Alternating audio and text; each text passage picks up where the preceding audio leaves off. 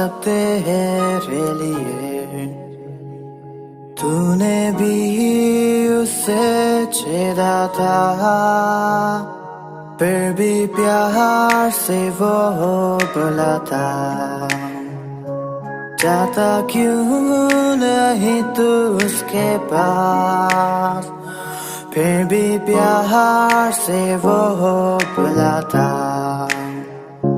जाता क्यों नहीं तू उसके पास।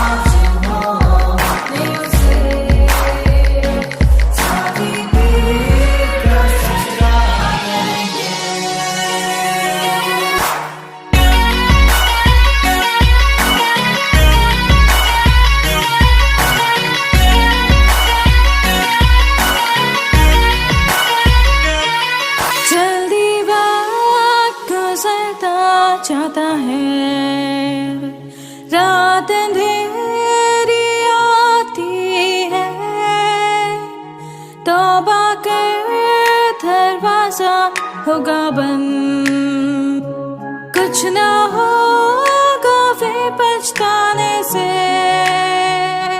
तौबा कर दरवाजा होगा बंद, कुछ ना होगा वे पछताने से।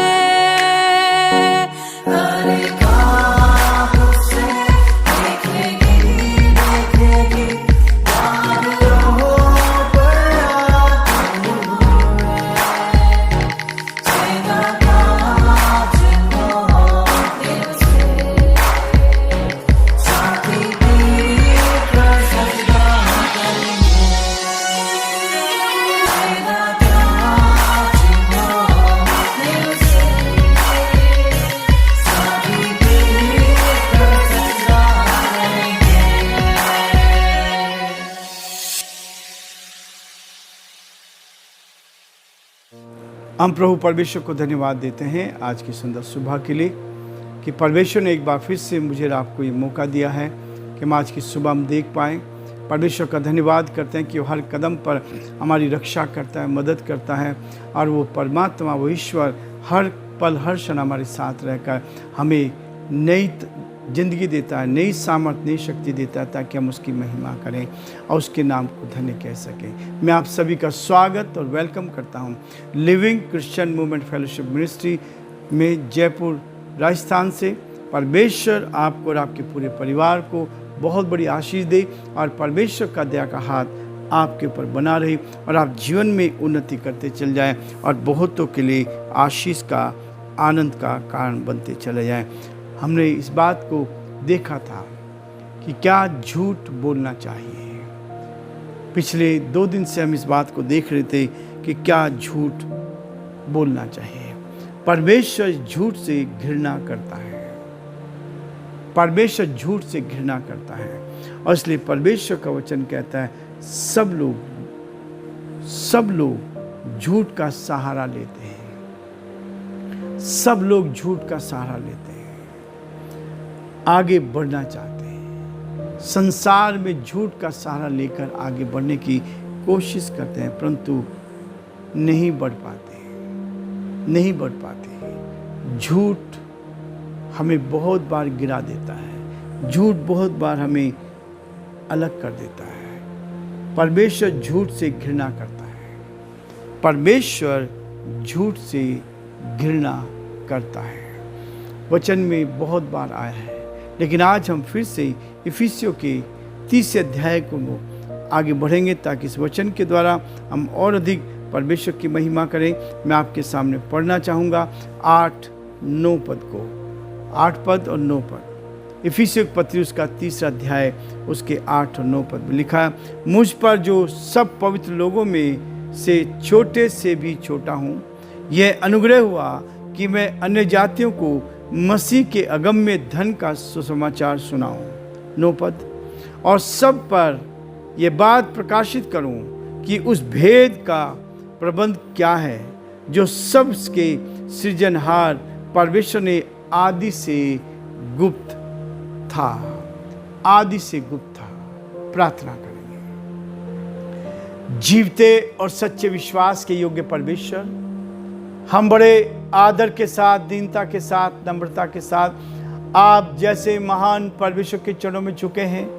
हमारा हृदय आपके प्रति धन्यवाद से भरा है प्रभु, कि आपने हमें संभाला, आपने हमारी मदद की, आपके अनुग्रह की दृष्टि हम पर बनी रही। हम इसके लिए परमेश्वर पिता आपको धन्यवाद देते हैं और चाहते हैं प्रभु आपकी उपस्थिति हर कदम पर हमारे साथ बने। हमारे सारे श्रोताओं के लिए, सारे भाई बहनों के लिए प्रभु जो आज इस YouTube चैनल पे जुड़े हैं, परमेश्वर यीशु के नाम से आशीष को भेजते हैं, यीशु के नाम से ब्लेस करते हैं और प्रार्थना करते हैं हर एक के जीवनों में अद्भुत काम कर। जो समाज को सुन रहे हैं उनके हृदय को धोकर शुद्ध कर, समस्याओं को दूर कर, परेशानी को दूर कर, ताकि परमेश्वर आपके नाम में उस बड़े कार्य को हम देख पाए। आपका हाथ बना रहे, आपकी सहायता बने, आपकी सुरक्षा बनी रहे और सब बातों के द्वारा आपके नाम को महिमा मिल सके। हम प्रार्थना करते हैं प्रभु जी, हमारी बहन कमला के लिए, प्रभु जायसवाल जी के लिए धन्यवाद देते हैं प्रभु।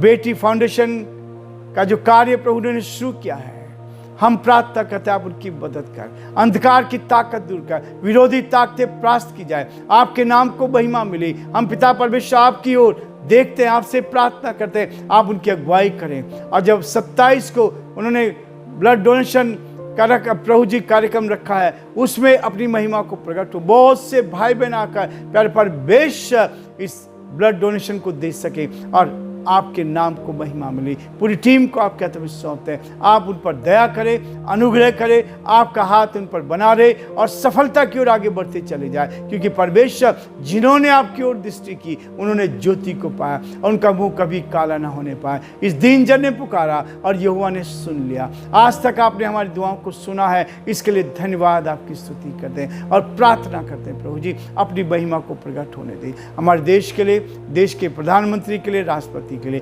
हमारे प्रदेश के मुख्यमंत्री के लिए प्रार्थना करते हैं, आपका दया का हाथ उन पर बना रहे। कैबिनेट के सारे मंत्री को आपके हाथ में सौंपते हैं, आप दया कर हमारे प्रदेश पर आपकी आशीष बनी रही और हम सब एक बन होकर आगे बढ़ते जाएं और बहुतों के लिए आशीष का, आनंद का कारण बन सके। सारी महिमा आपको देते विनती को अपने प्रभु, अपने धारकर्ता यीशु मसीह के नाम से मांगते हैं, आमीन। पौलुस ने बार बार इसको कहा है कि झूठ से हमें बचना है, झूठ से अलग रहना है। झूठ हमें ईश्वर से अलग कर देता है, झूठ से परमेश्वर घृणा करता है और परमेश्वर नहीं चाहता कि हम झूठ में अपने जीवन को व्यतीत करें। लेकिन प्रियो, आज का वचन कहता है, यदि हम इस बात को देखते हैं, 9 पद में कहता है, और सबसे पर यह बात प्रकाश करूं कि उस भेद का प्रबंध क्या है। परमेश्वर ने संदेश देने के लिए पौलुस को चुना था, ये संदेश देने के लिए मुझे और बहुत से सेवकों को चुना, ताकि हम परमेश्वर के इस वचन को लेकर बहुत से लोगों के सामने इस प्रकाशन को बता सकें। इस संदेश को, जिस संदेश को कोई नहीं जानता, बहुत सारे लोग हैं जो उसको नहीं जानते, ये छुपा हुआ है। परमेश्वर कहता है कि मैं उस प्रकाशन को प्रकट कर सकूं, उस प्रकाशन को प्रकट करूं। और ये अगम्य धन है, ये अगम्य धन है, जीवन देने के लिए है। किसी ने सवाल किया कल, क्या पशुओं में मनुष्यों में क्या अंतर है? पशुओं में और मनुष्यों में क्या अंतर है? प्रियो, 6 दिन में परमेश्वर ने मनुष्य को भी बनाया था और सारी सृष्टि की जो चीजें हैं उन सबको बनाया, और इसलिए 7वां दिन परमेश्वर का विश्राम का दिन है। और आज तक जब से सृष्टि बनी है तब से लेकर आज तक संडे का दिन विश्राम का दिन है। 6 दिन में परमेश्वर ने सारी सृष्टि की रचना की। पहले दिन उसने आकाश को बनाकर इस बात को रखा कि दिन और रात तैयार किए। दूसरे दिन आकाश को बनाया। परमेश्वर ने अलग अलग तरीके से हर रोज परमेश्वर ने अपनी महिमा को प्रकट किया। तीसरे दिन से समुद्र बनाया, पृथ्वी बनाई, और उसके साथ जो हरी घास है वो बनाए, छोटे पेड़ बनाए, और उसके साथ फल वाले वृक्ष बनाए जो सबके लिए था। पशुओं के लिए घास बनाया, मनुष्य के लिए फल बनाए, और पक्षियों के लिए छोटे पेड़ बनाए। चौथे दिन से सूरज, चांद, सितारे बनाए, चांद सितारे तैयार किए। पांचवें दिन परमेश्वर ने आकाश के पक्षियों को बनाया,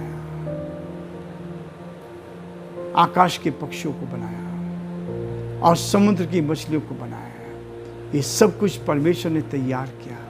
और छठे दिन उसने पशुओं को बनाया। जिस दिन मनुष्य को बनाया उस दिन ही पशुओं को बनाया, पशुओं को बनाया, और अलग अलग तरह के पशु बनाए।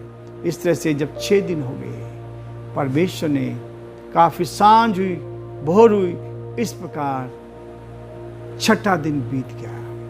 परमेश्वर ने मनुष्य को बनाया, अपने हाथ से बनाया, मिट्टी से बनाया।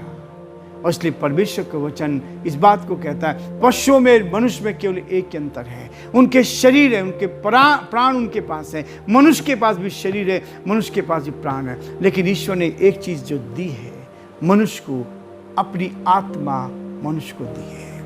हर मनुष्य के अंदर ईश्वर की आत्मा रहती है। इसलिए हम कहते हैं आत्मा सो परमात्मा है। जिसने मनुष्य को देखा उसने परमात्मा को देखा, यदि शुद्ध बात है।